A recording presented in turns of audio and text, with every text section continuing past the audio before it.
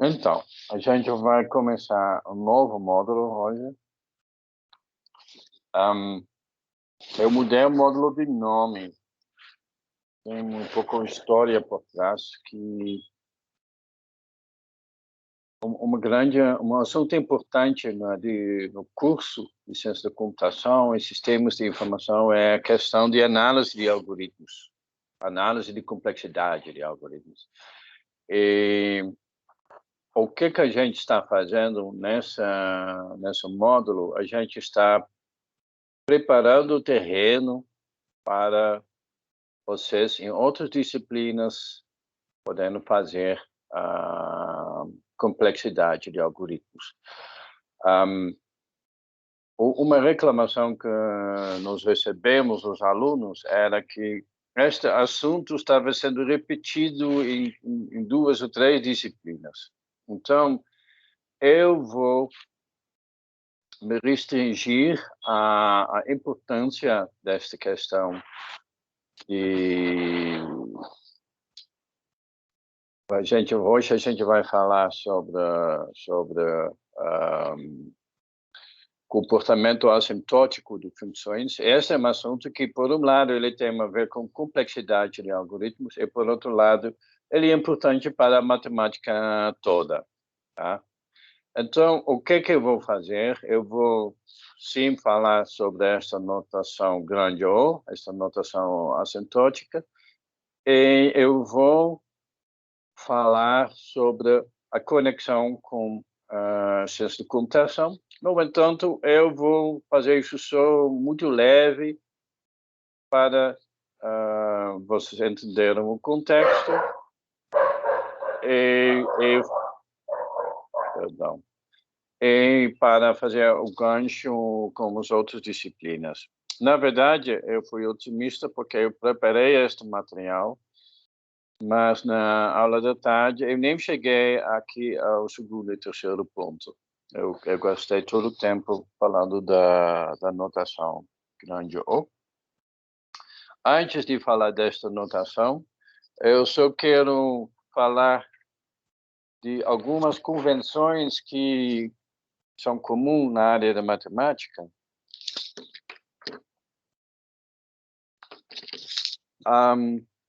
Por exemplo, se a gente fala de funções de R para R, é comum usar o variável x. Tá? Enquanto a gente tem uma função de N para R, é comum de usar a variável N. Tá? Então, este é também um padrão que eu estou adotando aqui na disciplina, nas transparências, é o padrão que eu recomendo para vocês. Repare que isso é apenas uma convenção. Tá? Tem nada errado, matematicamente, não tem nada errado, você pode colocar qualquer símbolo A, que é mapeado para o F de A. Então, pode ser A, B, C, X ou N, mas só para a gente ficar mais alerta, a gente tem esta convenção. Ainda tem uma observação que a gente vai, mais para frente, a gente fala bastante de sequências, e em sequências é comum usar esta notação A de N como subscrito, porque até que, apesar dos dois sendo funções, aqui no função a gente destaca mais o aspecto da função, então, enquanto aqui a gente destaca mais a questão de ser uma sequência, tá? E a gente também tem somatórios. Os somatórios, na verdade, em princípio, são simplesmente sequências especiais, S1 é igual a 1, S2 é a soma anterior mais um novo termo, S3 é a soma anterior mais um novo termo, e assim por diante. Tá? Na verdade, não é muito comum que a gente use uma notação de função no contexto de somatórios. Tá? Isso é apenas uma questão de notação. até que eu faço algumas coisas um pouquinho diferentes do que no livro, porque eu acho que fica mais claro. Eu vou explicar daqui a pouco o que é. Hum, uma outra questão que é importante que vocês entendam é a questão de como o matemático define infinito, como vamos lidar com o infinito. Eu, quando era criança, a gente tinha 4 anos e a gente falou qual que é o maior número que você pode falar. E aí, o maior número é infinito. Com certeza isso é brincadeira, infinito não é número, mas tem um conceito interessante, infinito é maior do que qualquer número natural concreto. Bom, quando eu criança eu não sabia dos números reais. Na matemática a gente pode pensar no número natural, no número real. Então, como que isso é modelado na área matemática? Eu não sei, às vezes não sei o que vocês têm no segundo grau ou no cálculo. Então, eu estou repetindo talvez conceitos que vocês já sabem. Mas se queremos definir uma propriedade P de x quando x tende ao infinito, o que a gente fala? Eu quero fazer uma anotação de um erro aqui. A gente fala que a partir do valor x0, que a propriedade vale a partir de x0, ou seja, para tudo x maior do que x0, esta propriedade é válida. Então, esta é a ideia de falar do infinito.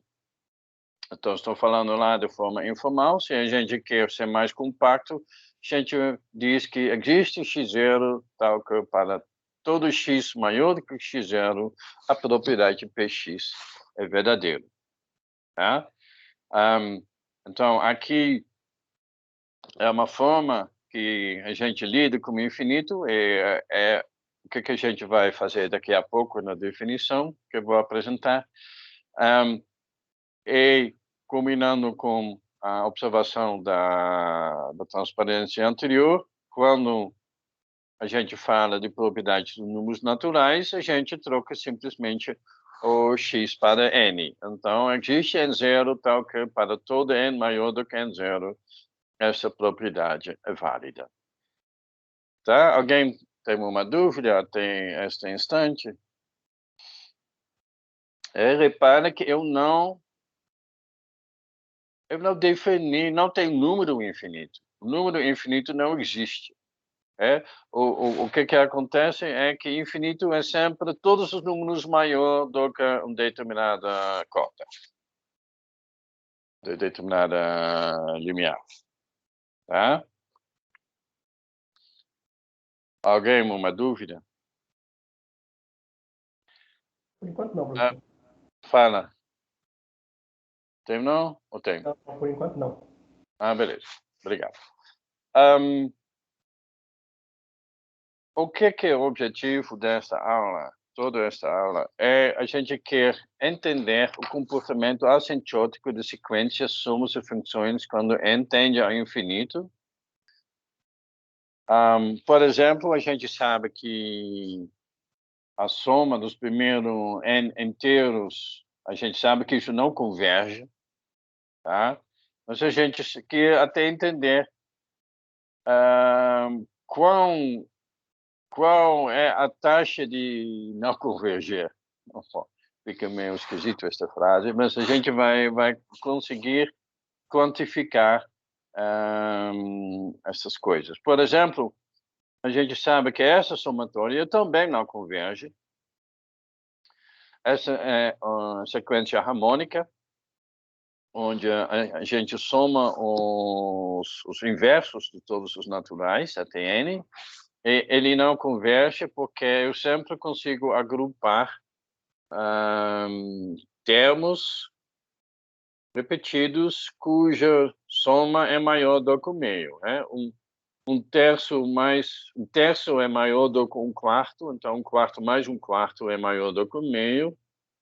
Um quinto é maior do que um oitavo, então um quinto, um sexto, um sétimo e um oitavo é maior do que 4 vezes um oitavo, que é o meio também. E este raciocínio sempre pode se aplicar, né, para todos os termos à direita. Com certeza, os termos vão ficar... a quantidade de termos que a gente está agrupando fica enorme, mas a sequência é infinita, então não tem problema. Então, essa soma sempre diverge. Sempre consigo... Vou falar de forma diferente. Eu consigo definir um constante, né? Vamos lá. Eu vou falar, à direita eu vou falar 10. Quantos termos eu vou precisar para essas somatórias à esquerda ser maior do que 10? Eu consigo imaginar isso. São muitos termos, mas eu consigo. E para 100 também. Para qualquer valor, sempre consigo encontrar conjunto de termos à esquerda que, que vai ser maior, tá? Então, a gente sabe que não converge. O que é interessante é que, gente, tem um bicho desse tamanho agora me atacando. Besouro. Nossa Senhora. Todo mundo tá rindo de mim, obviamente. Vamos ver. Ó. Gente, já vou no intervalo, tá?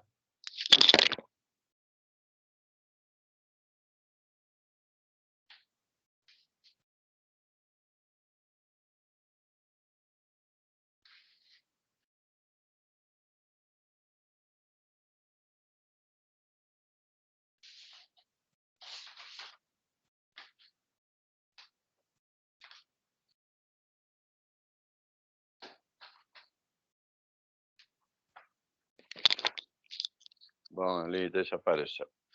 Na hora que eu quis atacar, ele recuou, covarde. A taxa de convergência da sequência BN é completamente diferente do que a taxa da CN. A sequência, na verdade, é uma somatória. E outra questão, a gente falou muito da função n fatorial. Qual que é a taxa de crescimento deste n fatorial? A gente consegue capturar isso? E qual que está por trás? Bom, por trás tem a ideia que no início da aula que vem eu vou falar um pouco sobre a taxa de crescimento de algoritmos, né, de problemas computacionais. Este é o grande contexto na ciência da computação. Mas então, vou apresentar agora a notação grande O. Eu estou seguindo agora a definição do livro, tá? Então, tem duas funções, f e g, tá? Função de n ou r, mas sempre para r aqui. E a gente escreve que f de x pertence ao O de gx se existir no constante c e x0, que tem a seguinte propriedade. Se você pega o valor absoluto dos dois, aí o f de x ele é sempre menor ou igual ao constante versus o g de x, a partir de um dado valor x0. Tá certo? Então, a gente não se importa muito com o comportamento dessas duas funções no intervalo finito. O que nos interessa é a partir lá no lado direito, lá perto do infinito. Qual que é o comportamento dessas duas funções? E o que a gente está vendo que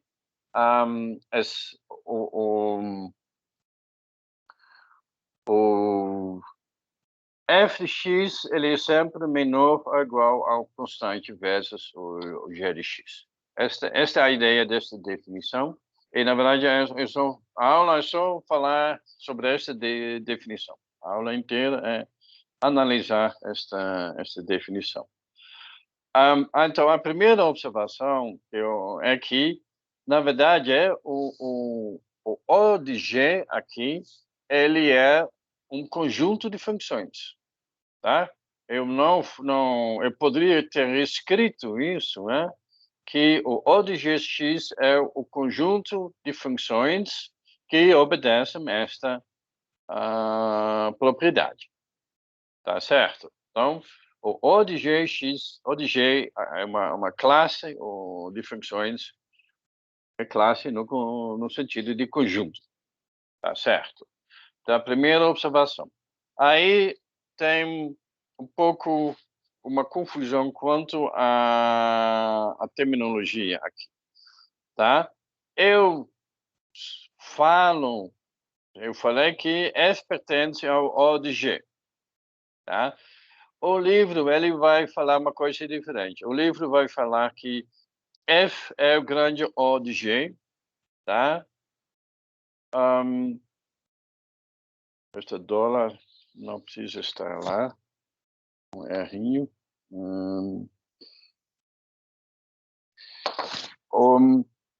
Na verdade, a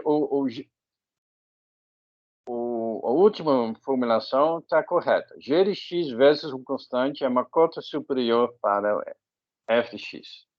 Tá certo? Mas a terminologia do livro é que fx é grande O de gx. Tá certo? Mas eu não gosto muito desta terminologia. Por quê? Porque tem até livros que vão escrever isso, que f de x é igual a O de gx. Mas repare que essa igualdade não é simétrica, porque não faz sentido dizer que O de x é igual a f de x. É uma igualdade, mas ele só tem um sentido. Só faz sentido quando o f, a função, está à esquerda e o O desta função está à direita. E isso realmente é uma relação de elemento e conjunto, tá? Mas tem muitos livros que burlam esse aspecto e vão usar esta notação. Então, fiquem atentos a isso. Fique atento quando você tem um livro, o que exatamente ele está usando. E tem mais um aspecto: em ciência de computação, é comum se restringir a funções cuja imagem é sempre positiva, sabe? Porque aí você simplesmente consegue tirar esses valores absolutos que tem aqui, que complica. Então, o livro, ele usa, mas nas transparências e pelo resto, você não precisa se preocupar com esses valores absolutos, desde que você lembre que as funções agora, elas têm que ter o R positivo como imagem da função, tá certo?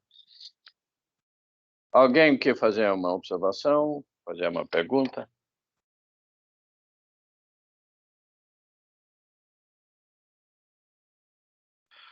Então, vamos agora ver alguns exemplos desta definição. Aqui, então, aquela sequência que eu falei. O que a gente sabe sobre o O desta sequência? Bom, uma coisa que a gente pode calcular é, a gente sabe que 1 é menor que N, 2 é menor que N, 3 é menor que N, N é igual a N, então a gente tem certeza, essa soma aqui, com certeza é menor do que N ao quadrado. Então a gente sabe que essa sequência está contido no O de N ao quadrado. Aí não tem muita dúvida sobre isso, não. Então, esse é nosso primeiro exemplo. Vamos lá. um exemplo mais... Bom, exemplo diferente. A gente tem uma função x2 mais 2x mais 1, e a gente precisa mostrar que isso é da ordem x ao quadrado. Como que a gente vai fazer? Bom, uma coisa que a gente pode pensar é o seguinte: olha, vamos supor que x seja maior que 1. Olha, se x é maior que 1, eu sei que 2x, com certeza, é menor, ou x é maior que 1, ou seja, 1 menor do que x, 2x é menor do que 2x vezes x. Concorda comigo? 2x vezes x é 2x ao quadrado. Tá? E com certeza também este termo 1 é menor do que x ao quadrado.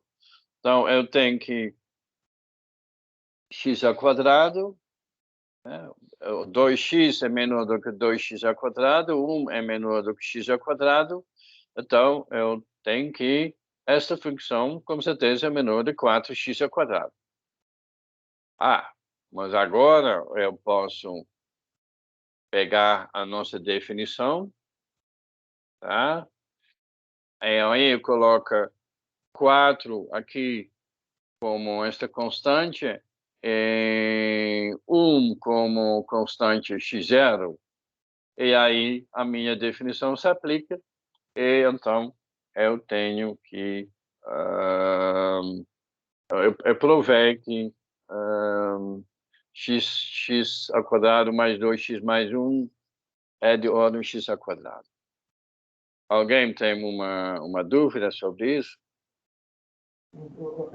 No caso, então, o que o Big O faz, não, o notação grande O, é que ela retorna, no caso, o maior valor da função, é isso mesmo? Ou não, me enganei? Desculpa, mas eu tenho eco, eu não consigo entender o que você quer falar. Acho que agora deve estar melhor. Então, o Big O ele retorna sempre o valor do maior termo da função? O que retorna? O notação grande O, que você vai jogar, você quer provar que aquela função f de x, ela pertence a o x ao quadrado, certo? Uhum. Aí a gente está comparando os outros termos com o x ao quadrado, que é o maior, seria o maior termo da função. Por que a gente está comparando o 2x, por A exemplo? gente usa x ao quadrado porque a gente quer aqui a gente quer um constante vezes x ao quadrado, tá certo? Que aqui tem x ao quadrado, mas a definição me permite de usar qualquer constante. Então a gente pega os termos e pega cada termo menor ou igual a um constante vezes x ao quadrado, porque a gente sabe se a gente vai somar, o resultado vai ser um constante vezes x ao quadrado. Sim, a minha pergunta é, assim, a gente está querendo provar que a função pertence a ou x ao quadrado. Mas por que ou x ao quadrado? Por que não ou 2x? A gente vai falar disso. Na verdade, Ok. a gente vai ver que esta função, eu poderia ter colocado também, mas ele é O de x cubo, ou 4, assim vai. Mas para baixo não vai, porque não é verdade que esta função é x ao quadrado mais 2x mais 1, não é O de x, Ok, ok. tá? Mas fica um pouco esperando, porque a gente vai responder todas essas perguntas, tá? E até tem outro aspecto aqui, porque eu escolhi aqui x0 igual a 1, tá certo? Aqui está x0 é igual a 1, e o x é maior do que x0. Como que é? 0 maior a 1. Mas eu posso escolher outro valor também. Eu posso escolher o x0 maior, tá? E um constante menor, tá? Porque para todos os x, eu Aqui eu tenho que 2x é menor do que 2x ao quadrado a partir de 1. Mas a partir de 2, eu tenho que 2x é menor do que x ao quadrado. Então, não temos um constante 2. Então, se eu vou somar, eu não somo 4x, mas somo 3x. Eu posso usar, então, C como o constante C pode ser 3. Eu pego, ao invés de ser a partir de 1, é a partir de 2. E, então, essa é uma outra prova, uma outra conjunto de constantes que mostra que x2 mais 2x mais 1 é O de x2. Tá bom? Alguém tem uma dúvida sobre essa transparência? Beleza. Aqui nós temos, peguei do livro, é um gráfico da primeira derivação, que mostra aqui 4x ao quadrado, e mostra aqui x ao quadrado mais 2x mais 1, mostrando que a partir de 1, realmente, 4x ao quadrado domina x2 mais 2x mais 1, então a definição se aplica a partir de x maior do que 1. Tá certo? Como está escrito aqui.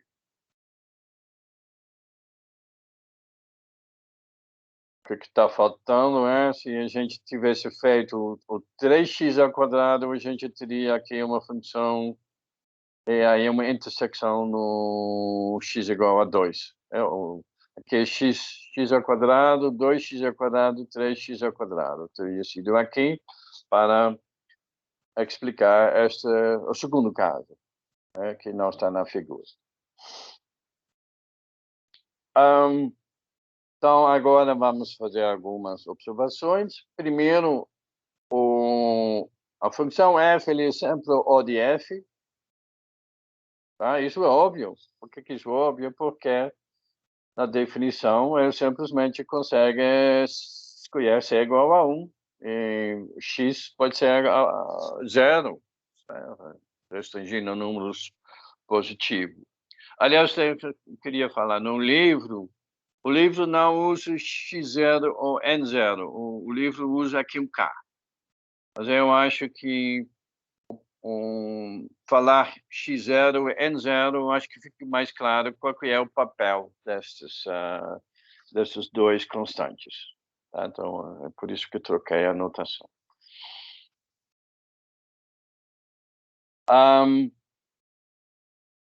Então, aqui é o seguinte. Então, parece mais complicado do que na verdade é. Se f é O de g, e g é menor do que a função de h, com certeza f é de ordem h. Está entendendo? Aqui temos um exemplo.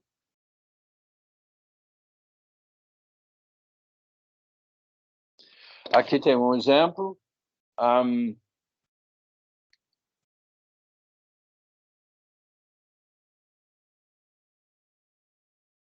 Se a gente provou que x ao quadrado mais 2x mais 1 é de ordem x ao quadrado, então, com certeza, esta função é de ordem x ao quadrado mais x mais 7. Tá? Isso não faz muito sentido. E também é de ordem x cubo. Que, bom, não quer dizer que não faz sentido, é verdade, mas o que a gente está procurando muitas vezes é uma simplificação, a forma mais simples desta função aqui à direita. Então, por isso, x2 é maior do que x2 mais x mais 7, e x2 também é maior do que x3, simplesmente porque é mais perto da verdade. Tá? Então, por isso está aqui, usamos a função mais simples possível, como a função g, que fica lá dentro desta O. Tá certo? E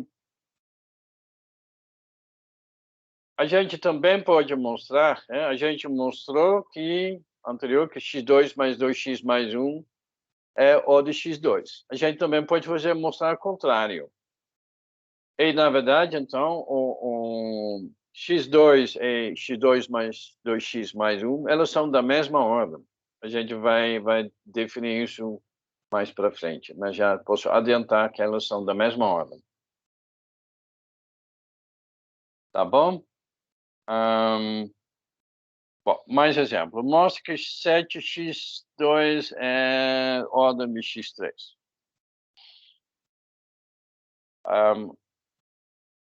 Eu acho que vai ter duas provas igual antes, tá? A primeira se 7 é menor do que x, então 7 vezes x ao quadrado é menor do que x vezes x ao quadrado, né? Ou 7 é menor do que x, que é x cubo. Então, a gente já tem que a constante vai ser 1 e x0 vai ser 7, nesta análise. Alternativamente, para x maior que 1, ou seja, 1 menor do que x, a gente tem que 7 vezes x ao quadrado, com certeza é menor do que 7 vezes x ao quadrado vezes x, porque x maior que 1. Essa expressão é 7x cubo. Então, a gente tem a constante agora é 7 e o limiar a partir de x0 é igual a 1. Tá bom? Então, tem muitas vezes, sempre tem mais do que uma forma de mostrar. Se é verdade, tem mais do que uma forma, quase sempre. Tá? E não tem... A gente não está aqui num concurso de beleza, a gente não tem uma solução que é melhor que a outra. O que funciona, funciona. Não precisa se preocupar com as constantes em si. Agora vamos mostrar que n ao quadrado não é O de n, tá? E isso é importante, que a gente entende que isso não é verdade. Então, como que a gente mostra isso? A gente tem que mostrar que não existem constantes C e N0, tá? Existem.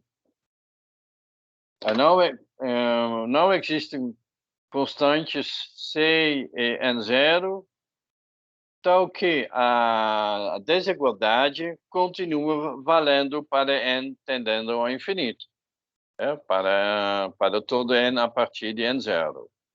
Se a gente substitua n ao quadrado e n na definição, a gente tem então que n2 n ao quadrado é menor ou igual a c de n, dividindo por n dois lados, a gente vai ter que n é menor ou igual a c, tá? E agora tem que lembrar o que está acontecendo. C é o constante, n é o valor que vai para infinito. Fica evidente que não importa o valor de n0 e c, a desigualdade nunca é válida para todo n maior do que n0. Tá? Então, esta é a forma do novo. Aqui a gente precisa entender o que quer dizer tender ao infinito. Então, tem que ser válido para todo n maior do que n0. Isso, com certeza, não é possível, já que C é constante, então n sempre um momento vai ficar maior do que C.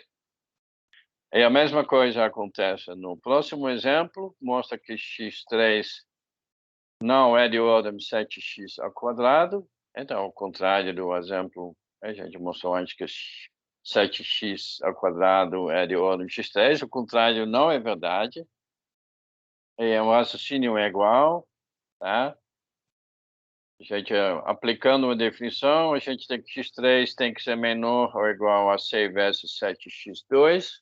Dividindo por x2, a gente tem que x menor ou igual a 6 vezes 7.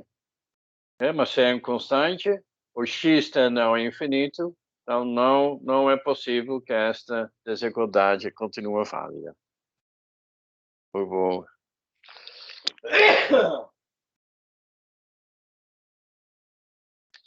Perdão. Alguém quer fazer uma pergunta?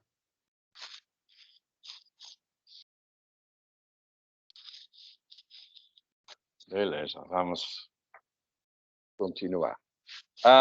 O que a gente já talvez suspeitava aqui de que aqui tem x2 e x2 mais 2x mais 1, elas têm a mesma ordem.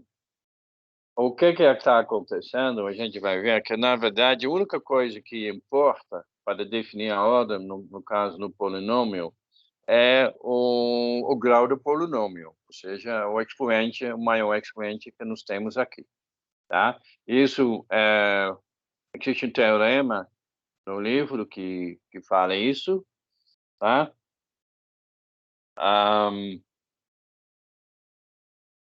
Então, o teorema, ele fala, olha, assim, tem polinômio de grau n, então eu sei que a de n não pode ser igual a zero, né? E até a de n tem que ser positivo, tá? Para, se a gente não lida com um valor absoluto, a de n tem que ser positivo para garantir que, para n tendo o infinito, o f de x vai ser positivo, né? Então, um polinômio de grau n, ele é da ordem x elevado a n. É isso que a gente está querendo demonstrar. Então, a prova, ele é da seguinte maneira. Eu vou definir, o x0 vai ser 1, tá? Então, a gente vai supor que x seja maior do que 1. O constante vai ser a soma de todos os coeficientes do polinômio, tá? Lembra, são n mais 1, né? Coeficientes, porque tem de n e tem a zero também. E aí, a gente aplica, olha o valor absoluto disso aqui. E nesta transição aqui, tem eu estou usando a desigualdade triangular. Tá? Desigualdade triangular, eu esqueci de colocar, mas ele fala que o valor absoluto de A mais B é menor ou igual ao valor absoluto de A mais o valor absoluto de B. Tá? E essa é o que a gente está usando aqui. Também a gente usa que x é positivo, obviamente, e a gente usa essa desigualdade triangular N vezes, tá certo? Aí, então, isso explica a transição da primeira linha para a segunda linha. Da segunda linha para a terceira linha, a gente divide todos os componentes, a gente coloca x elevado a n em evidência. Então, aqui, x elevado a n menos 1 dividido por x n vai dar x no denominador, assim por diante. Então, o x ele fica no denominador. E agora aqui tem um erro na transparência. Aqui tem que ser menor ou igual.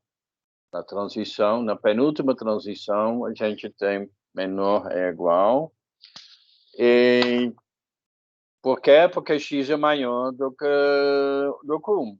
Então, se eu divido a elevado a n menos 1 por um valor maior a 1, ele vai ser menor do que sem esta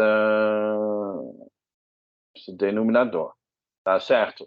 Então, aí eu estou obtendo que o f de x ele é o constante vezes x elevado a n, e é exatamente isso que eu preciso agora para aplicar a definição. Tranquilo, gente? Alguém quer fazer uma pergunta?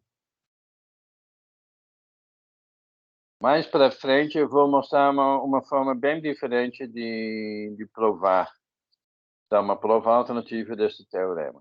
Eu estou seguindo aqui a ordem do livro. Tá? Tem mais uma observação. Eu pego aqui como constante a soma dos coeficientes. Eu tenho n mais um coeficiente. Eu também poderia definir que o constante é n mais um vezes o maior coeficiente, o valor máximo desses coeficientes. E também teria dado certo. Tá bom? Agora eu vou fazer uma pergunta para vocês.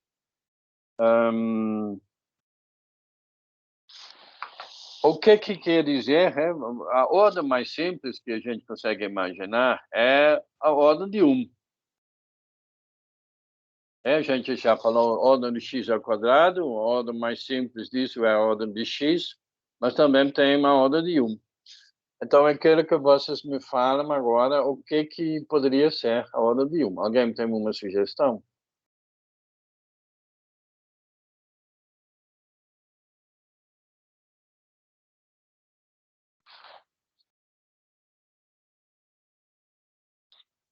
Luana, Victor, João Victor, Victor Hugo, Lucas, Victor, João Victor, Ana Clara, Iago, Daniel. O que vocês acham que pode ser a ordem de 1?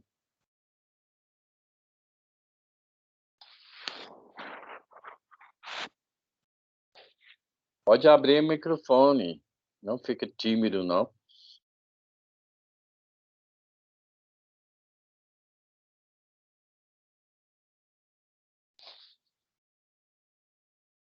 Ninguém que vai querer falar? A função que eleva x a zero? Perdão? A função x elevado a zero? Quando que é x elevado a zero? Seria 1. Sim. Não está errado, mas não é a resposta. Isso não caracteriza todas as funções que são de ordem 1.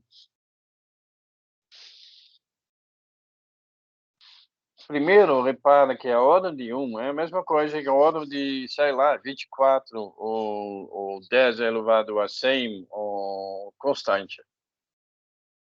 Eu posso usar constante dentro do negócio, então seria a mesma coisa.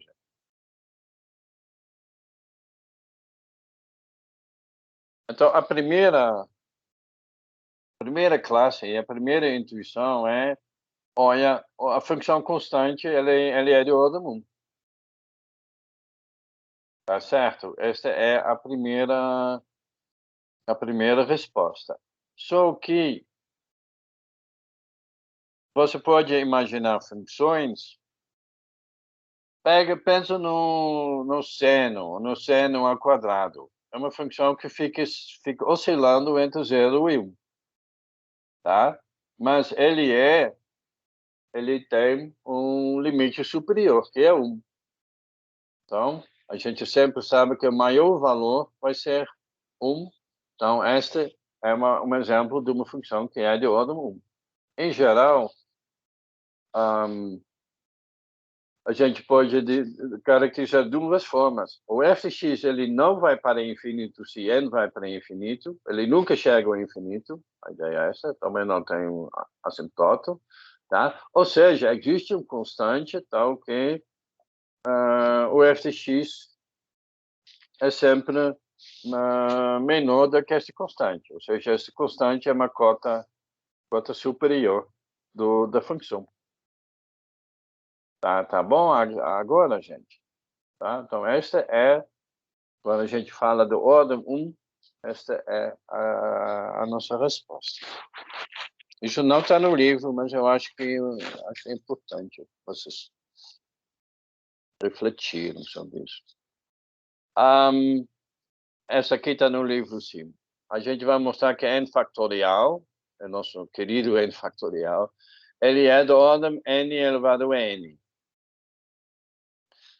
E essa prova é bastante simples, porque a gente simplesmente repara que o n fatorial produto, os primeiros números até n, e com certeza 1 é menor do que n, 2 é menor que n, 3 é menor que n. Então, com certeza, esse produto que tem em termos é menor do que n elevado a n. Tá? Então, essa é bastante tranquilo. Esta aqui é uma cota superior. Eu sempre achei legal essa n fatorial, esta aproximação. Então, eu coloquei aqui esta fórmula. Isso não está no livro, também não sei se você não se interessa, pode esquecer.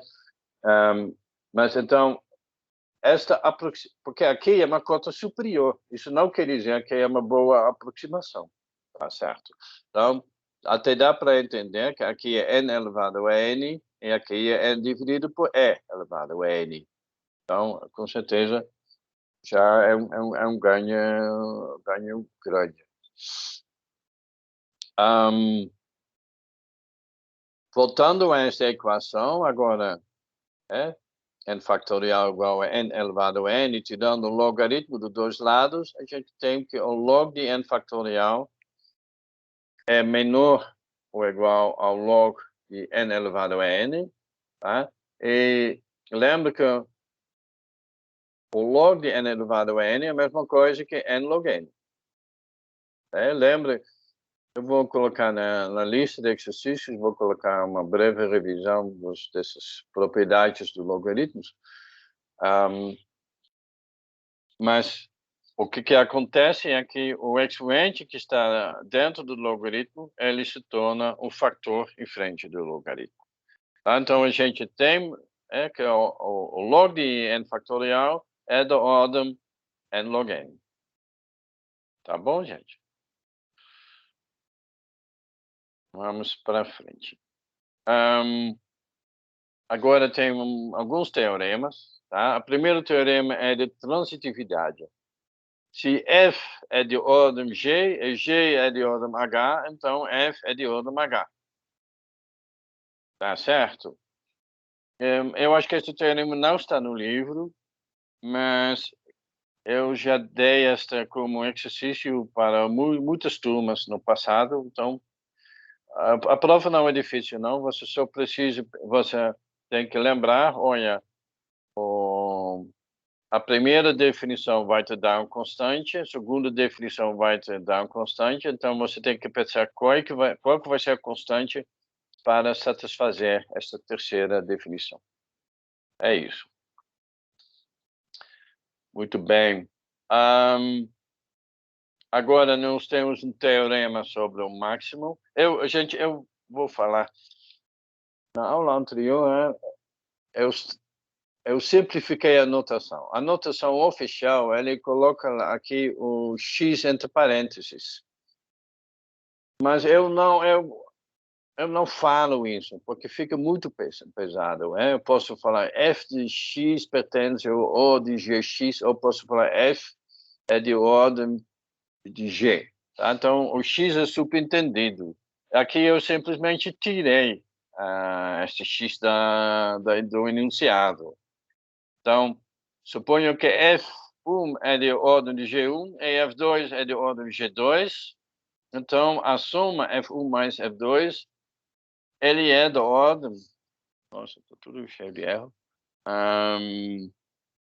O máximo de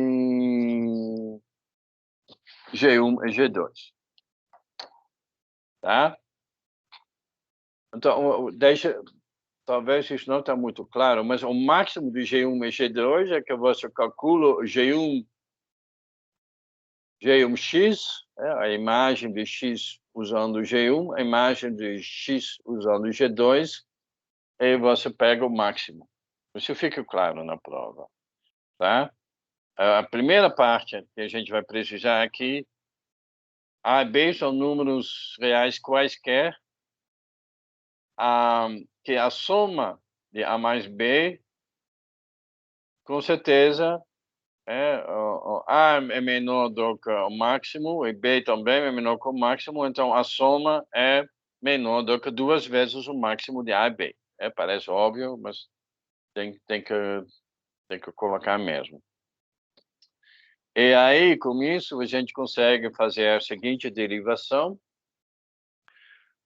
Pela definição, que existe constante C1x1 e C2x2, que satisfaz uma definição. Então, o F1 mais F2 de x, que é essa soma aqui. Agora a gente aplica a definição, F1 de x é menor do que C1 vezes G1 de x, isso é dado. E com F2 aqui é a mesma coisa. E agora a gente simplesmente pega que... Na verdade, eu tenho um passo a mais aqui. Eu tenho um passo que... O primeiro passo é que...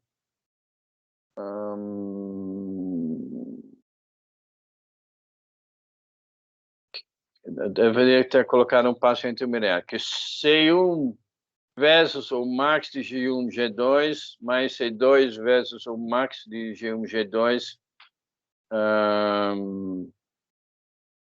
E em seguida, tem este passo aqui.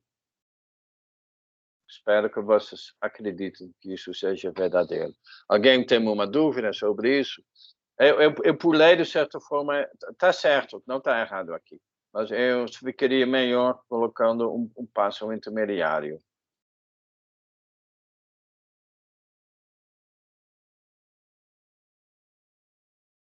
Alguém quer fazer uma pergunta?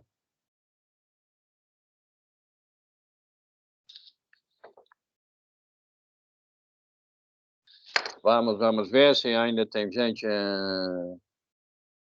lá online. Coloca lá se está tudo bem. Digite, está... Tudo bem, professor. Está tudo bem? Pode colocar no chat. Tudo bem, Luana, João Victor, obrigado, tá? Beleza. Então, vou continuar. Eu não sei o que vocês acham, mas vocês vão ver que a disciplina ele vai um pouco mudar de caráter. Eu acho os assuntos na frente eles são, de certo modo, um pouco mais tranquilos do que o assunto que nós tivemos até agora. Essa parte de análise combinatória e probabilidade, junto, acho que é a parte mais pesada, talvez, da disciplina. E me parece que este assunto que a gente está abordando agora é mais tranquilo. Também quero chamar a atenção ao fato que tem que prestar atenção ao restante do semestre. Se não me engano, faltam apenas 2 semanas de aula, mas tem feriado. Se não me engano, é semana que vem, na quarta, dia 8 de dezembro, é feriado do BH. Então, a gente só vai ter mais 3 aulas este ano, depois temos lá recesso de Natal, recesso de Ano Novo, e logo no Ano Novo as aulas vão continuar. Tá bom? Aí, sobre a prova, eu já comecei a corrigir a prova, mas é bastante trabalhoso. Eu não sei exatamente quando, mas eu acredito lá no meados da semana que vem eu já vou disponibilizar as notas. A prova em si não tinha muito dificuldades, não tinha dificuldades técnicas, pelo menos. Nesse sentido, foi tranquilo. Beleza, então, a gente agora sabe que, repetindo, F é da ordem G1, F1 é da ordem G1, F2 é da ordem G2, então a soma, ele é da ordem o máximo de G1 e G2. Você pode pensar, não, mas aqui estou somando e aqui tomo o máximo. Mas lembra, eu coloquei esta propriedade aqui, é 2 vezes o máximo, e a definição do grande O, ele absorve essa constante. Tá? O que acontece o tempo todo, a gente vai ver que os constantes, eles desaparecem. A definição de grande O é exatamente feita para absorver os constantes para facilitar a nossa vida. Ok. Aqui está completando a prova, que então, este 2 max C1, C2 é o C3, e qual que é o constante do... X tem que ser maior do que X1, mas também tem que ser maior do que X2, então a gente pega o máximo, tá certo? Então, o X3 é o máximo de X1 e X2. Beleza, aí a gente tem um corolário muito simples, que fala que se F1 é de ordem G e F2 é de ordem G, a soma também é de ordem G. E como tem um engano na aula passada, aqui a prova é muito simples, porque a gente simplesmente aplica a definição, perdão, o teorema anterior, tá? Onde a gente tinha, no teorema anterior, a gente tinha G1 e G2. A gente tem que pegar o máximo do G1 e G2. Mas quando G1 é G e G2 é G, o máximo é G. Então, a gente deduz que quando a ordem aqui é a mesma função, simplesmente tem esta definição, este teorema. Então, esta é a primeira prova. Mas eu até esqueci desta prova, eu fiz a minha própria prova, tá? Que seria simplesmente a prova padrão. A gente sabe que existe, de novo, constante C1, X1, C2, X2, a gente calcula a partir disso o terceiro constante para que a definição seja satisfeita. Tá bom, gente? E aí a gente pode repetir aquele teorema do polinômio de uma forma diferente, porque repara que aqui a gente tem a soma e a gente tive aquele teorema que fala do maior ou menor função. Se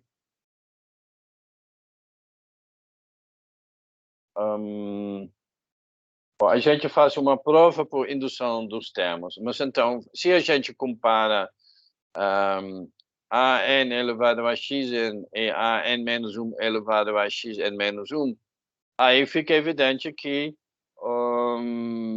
a ordem vai ser x elevado a n, tá certo? Então, isso foi a prova de dois termos, e a gente simplesmente repete esta prova n vezes, e aí a gente tem uma prova alternativa desse teorema. Tá bom? Aí, como a gente tem um teorema da soma, a gente também tem teorema do produto. Repara que aqui eu voltei a usar a notação oficial, com o x entre parênteses. Então, mas eu não vou falar. Se F1 é de ordem G1, F2 é de ordem G2, então o produto F1 vezes F2 é de ordem do produto de G1 e G2. Tá bom? Então, este é o teorema do produto. Eu vou deixar ele como exercício para vocês. Muito bem.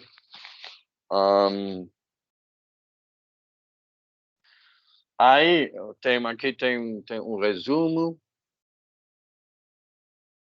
dos teoremas, dos fatos.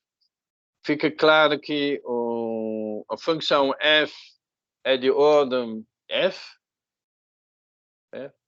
E se multiplica f por um constante, não muda absolutamente nada. Então, esta é a primeira observação. A gente não provou isso, mas eu acho que isso é bastante evidente. Aqui é o tipo teorema dos polinômios. Ele fala que o polinômio n elevado a k, ele é de ordem n elevado a l, desde que k seja menor ou igual a l.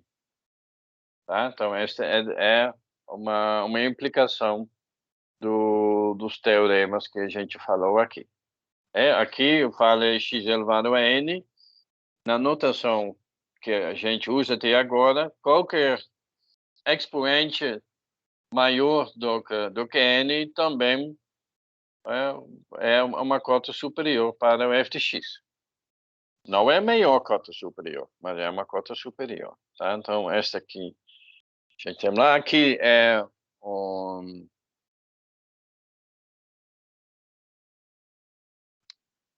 teorema da soma. Lembra que a ordem de soma de duas funções é a soma da ordem, aqui faltando o, das duas funções. Não, é o contrário. Perdão, a soma da ordens de duas funções é igual à ordem da soma dessas duas funções. Ou você pode contemplar o máximo. Eu vou dar como exercício, mostrar que, na verdade, esses dois aqui, a soma e o máximo, elas são equivalentes. Aqui é a regra do produto, que a gente acabou de falar. E aqui tem uma regra de transitividade. A ordem de f é g, a ordem de g é h, a ordem de f é h. Tá beleza, gente? Alguém tem uma dúvida? Por enquanto, não. Você já viu isso, a Luana? Foi Luana, né, que falou. Ana Clara. Eu já vi por alto, assim, quando eu estava mexendo fazendo os algoritmos, programando, né? Aí eu já vi por alto. Mas eu sabia só, eu não tinha visto essa parte matemática, assim, mais fundo, não. Eu sabia só essa questão de quando tá x elevado ao quadrado é segunda ordem, x1 mais x2 é primeira ordem. Entendi.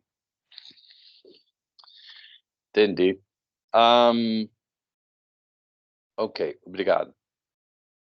Agora a gente tem mais um exemplo e a gente tem que estimar a ordem. Esse é um exemplo típico das coisas que a gente está querendo fazer. Estimar a ordem da função 3n log n fatorial mais n ao quadrado mais 3 vezes log de n. Isso, qual que é o comportamento assintótico disso? E aí, a análise é simplesmente, primeiro a gente pega todo o termo separado e depois todo o produto também separado. Então, a gente começa com o log de n fatorial. Lembra que eu falei que o log de n fatorial é a ordem de n log n. Tá certo? Então, se eu já sei que o log de n fatorial é n log n, aí eu multiplico por 3n, o 3 é constante, desaparece, mas tem o fator n, então eu tenho que, o primeiro termo é de ordem n ao quadrado log n. Tá? E o segundo termo também ele é da mesma ordem, porque n ao quadrado mais 3, ele é menor do que 2n ao quadrado para n maior do que, sei lá, 2 ou 4. E 2n ao quadrado é de ordem n ao quadrado. Tá certo? Então, n ao quadrado mais 3 versus log de n, ele é o n ao quadrado versus log de n. Aí, então, os dois termos têm a mesma ordem. Então, se eu vou somar, constante 2 e a constante 2 desaparece. Então, a conclusão é que a ordem desta função ele é de n quadrado log n. Tá? Então, essa é uma análise que a gente consegue fazer. Aqui, outro exemplo.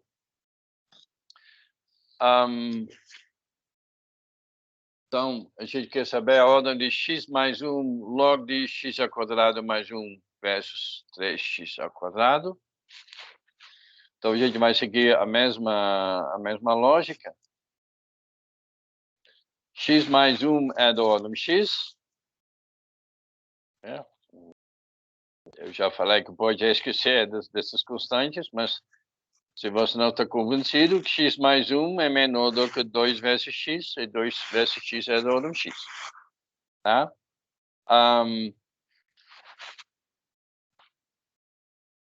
Agora, a gente tem x ao quadrado mais 1, a gente coloca que essa parte entre os parênteses é menor do que 2x ao quadrado, então o log disso é menor do que o log de 2x ao quadrado.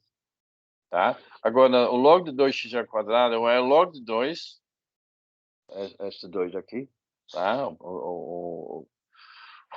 O factor 2, ele vira um termo na frente, separado, e o expoente 2, ele vira o fator em frente do log. Tá? E tudo isso é, com certeza, menor do que 3 log de x. Tá certo? Então, a gente obtém que o log de x ao quadrado mais 1 é da ordem log x. Então, você tem que prestar muita atenção, que, de novo, a gente está vendo aqui, tem o log de x ao quadrado, mas por estar dentro do logaritmo, o expoente ele não sobrevive, ele se torna constante e a notação O ele absorve todos os constantes. Então, esta é uma pegadinha, tem que ficar atento a isso.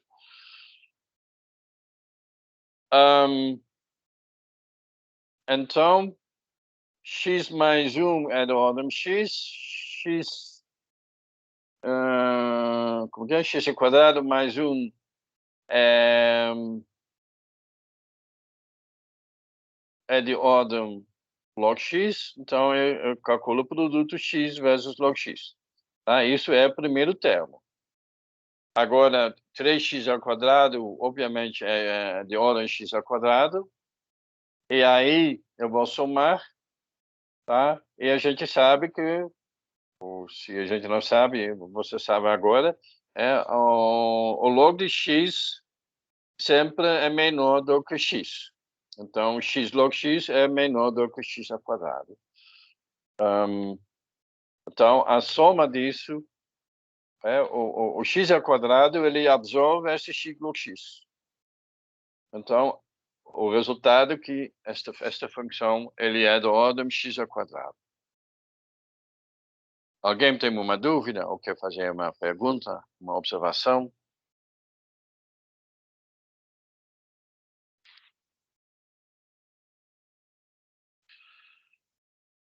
Beleza. Agora a gente vai... Falta pouco tempo, gente. Falta uns 15 minutos. A gente tem, além da notação O, grande O, a gente tem uma notação grande ômega. A notação grande ômega é exatamente o... Não, eu esqueci de trocar. O O aqui tem que ser ômega, aqui tá errado, tá? Ele é exatamente o contrário, tá?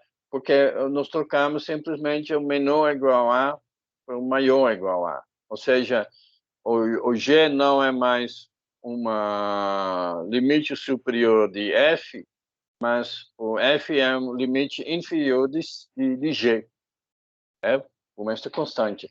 Então, você pode até falar o seguinte, que f de x é ômega de G, se G é de ordem de F. Estão entendendo? Simplesmente a gente troca o papel de F e G na definição. Tá bom? Alguém tem uma dúvida sobre essa definição? Ômega.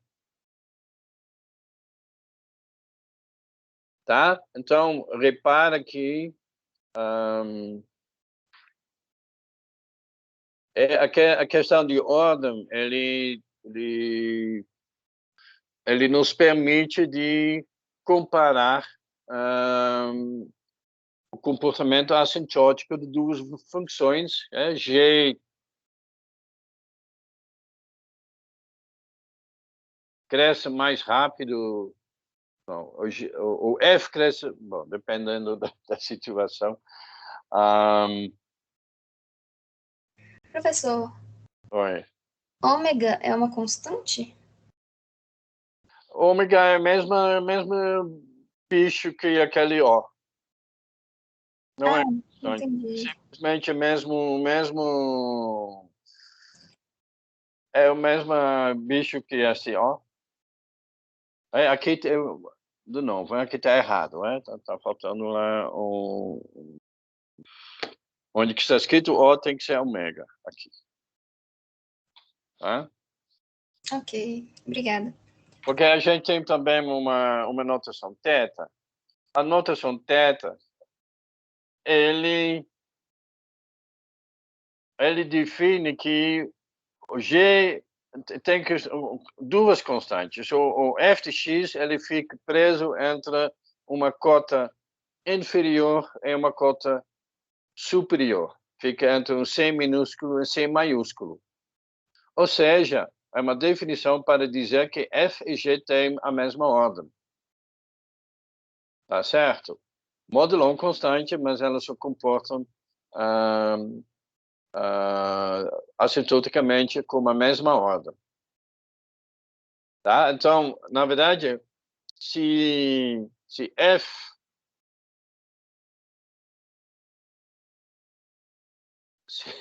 é um pouco complicado, mas se F e G tem a mesma ordem, então a gente pode falar que F é grande θ de G, ou também que F é grande ômega de G, ou F é grande O de G, e o contrário também. Tá meio confuso. Não preocupa muito com isso não, gente. O que eu acho? Não, espera aí. Tá? Primeiro, deixe-me repetir, tá?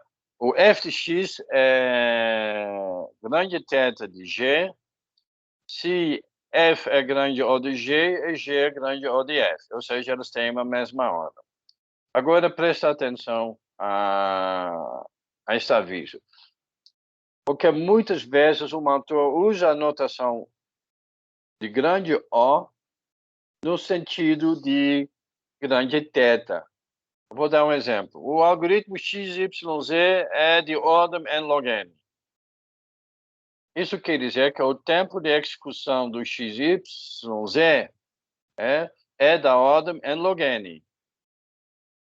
Tá certo? Onde n, então, normalmente é o tamanho de entrada dos bits. Tá? Quando ele está dizendo isso, ele quer dizer que é uma ordem exata. Tá? Não que, normalmente, isso é uma ordem exata, não uma cota superior. tá? Ou seja, não é ordem n, não, é n log n, é o valor superior e também o valor inferior, tá? Ele pode até escrever que Tn, o tempo de execução, é igual a ordem n log n. Então, ele está cometendo dois erros aqui. Ele usa aqui igualdade e ele usa aqui o grande O, onde, na verdade, ele deveria usar o grande θ. Tá? Então, fica atento quando você encontra esta notação. Isso pode ou ser uma cota superior ou pode indicar uma ordem exata. Tá certo? Então, desculpa os errinhos na transparência, depois eu resolvo. Mas está claro. Então, eu quero dizer que eu sempre quase esqueço essa coisa de ômega e θ, sempre confundo, nunca sei qual que é qual. Eu vivo com grande O e eu diria que, para mim, em 80% e 90% dos casos, resolve. Eu vou cobrar assim também, mas eu não vou fazer perguntas detalhadas sobre grande θ, grande ômega. Não acho bacana, não. Tá? Mas lembra o que é o grande O e fica atento a esta ambiguidade do ser uma cota superior ou ser uma ordem exata. Tá bom? Alguém tem uma dúvida sobre até agora sobre eu espero que esteja claro agora que o O é a mesma coisa, o ômega e a θ é a mesma coisa que O, só que tem é uma notação, simplesmente. Alguém tem uma dúvida?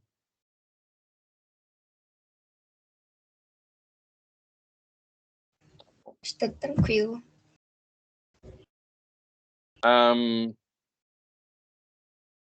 E agora a gente tem dois exemplos para mostrar cota inferior. A gente tem que mostrar que aquela soma que a gente falou, que ele é ômega de n ao quadrado, ou seja, ele minimamente ele cresce com uma taxa proporcional ao n ao quadrado.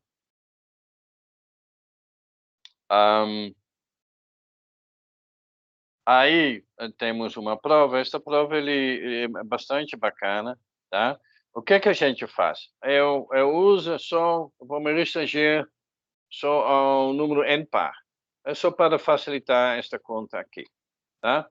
E aí eu vou somar apenas os termos maior do que n sobre 2. Aqui, nesta sequência toda, ela aqui no meio vai ter n sobre 2. Aí eu vou só somar a parte à direita disso.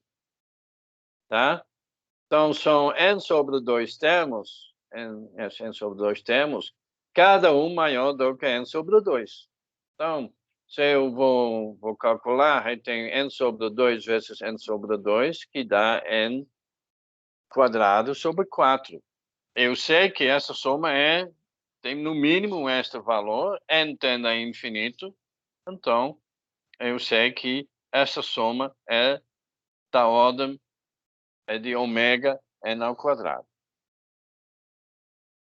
Tá? Agora, a gente também provou que era de ordem n ao quadrado. A gente fez esta prova antes. Então, a gente consegue concluir que a função é θ de n ao quadrado. Quando a gente tem, por um lado, O e por outro lado, ômega, a gente chega a θ. Tá bom? E, na verdade, aqui tem um raciocínio que eu quero explicar para vocês, que é o seguinte. A gente não usou a fórmula exata, mas a gente sabe que essa soma ele é n vezes n mais 1 sobre 2, ou seja, 1/2 vezes n ao quadrado mais 1/2 vezes n. E agora, a gente viu aqui que a ordem é n ao quadrado. Se eu divido, eu tenho esta fórmula, estou vendo esta fórmula, eu divido isso por n ao quadrado, eu vou calcular o limite para n ao infinito. O que acontece? Bom, aqui n ao quadrado cancela, é 1/2. Aqui o n ao quadrado vai ficar um termo n no numerador, então isso vai para zero. Então eu tenho 1/2 mais zero, que dá 1/2. E o fato que este limite do quociente dessas duas funções vai para um constante maior do que zero é um indício que as duas funções, a função aqui no numerador e no denominador, tem a mesma ordem. Tá? Eu coloquei isso no teorema aqui, que você pode, se quiser, pode usar, mas eu acho que muitas vezes o teorema ele ajuda a compreensão, mas eu não acho que é a forma mais rápida para fazer os exercícios. Mas mesmo assim, eu acho que é uma intuição válida. Se você tem duas funções f e g, tá? E a gente contempla o quociente, calcula o limite desses quocientes para x, x ao infinito. Esse limite ele tem que existir, ele tem que ser igual a um valor a. Aí a gente consegue tirar a seguinte conclusão: se a é zero, a gente sabe que o f é de ordem de g. Mas o contrário não é verdadeiro. Não é verdadeiro. Eu não sei, mas eu acho. A gente não pode afirmar nada sobre o contrário. Tá? Se o valor, esse limite, o quociente dessas duas funções, é um valor que é positivo, a gente consegue provar que f é da ordem de g, g é da ordem de f, ou seja, elas são da mesma ordem. Tá? E até quando a é igual a 1, a gente fala que f e g são assintoticamente iguais. Esse é um caso específico. Tá? Aqui, quando a é diferente de 1, a gente pode dizer que elas são assintoticamente proporcionais, mas quando a é igual a 1, a gente pode dizer que elas são assintoticamente iguais. Agora, se atende ao infinito, na verdade o limite não existe, mas aí eu recomendo inverter esta quociente, considerar o limite de gx dividido por f de x. E aí, provavelmente, eu falei provavelmente, o limite vai para zero e aí a gente consegue aplicar o primeiro item. Provavelmente. É possível imaginar, eu pensei nisso, gente, casos patológicos que não se aplicam aqui.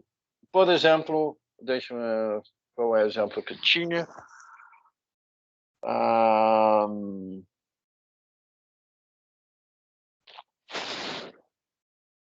O seno de n dividido por n. F é o seno de x e g é x.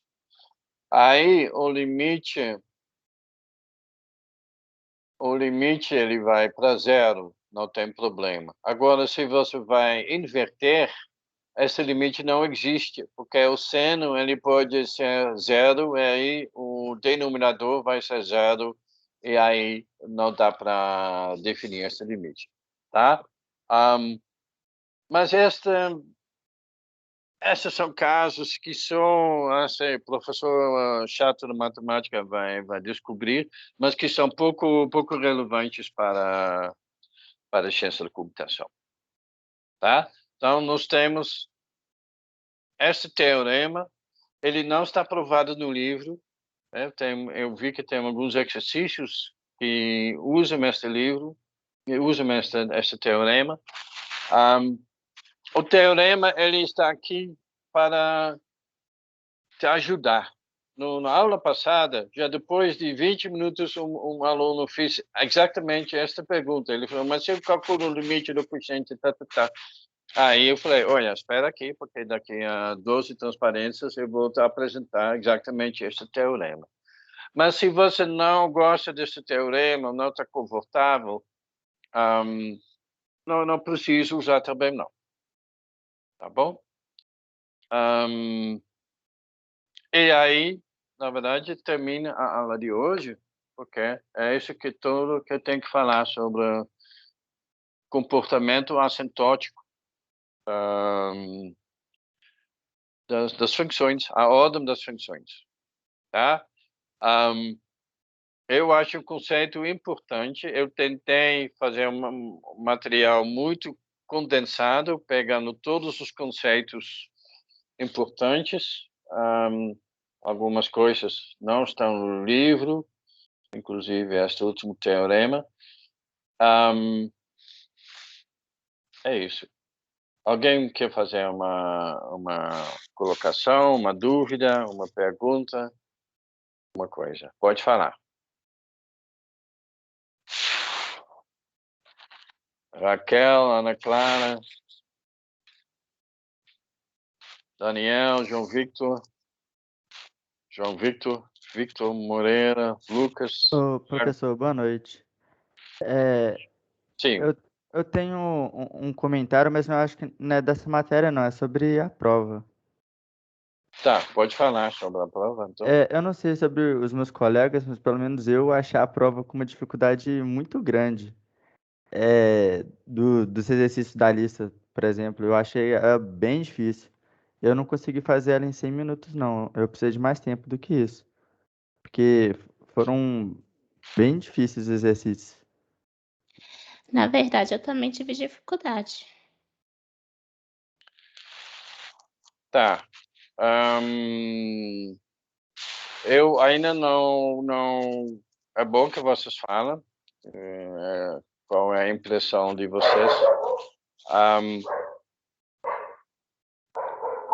Eu não achei que as perguntas são realmente muito mais difíceis do que as da lista. Não achei. A questão foi a questão dos 100 minutos ou você falou isso, João Victor? Precisou mais tempo? Precisa de mais tempo, mas eu acho que além do tempo, eu acho que a dificuldade em si da prova estava um pouco complicado.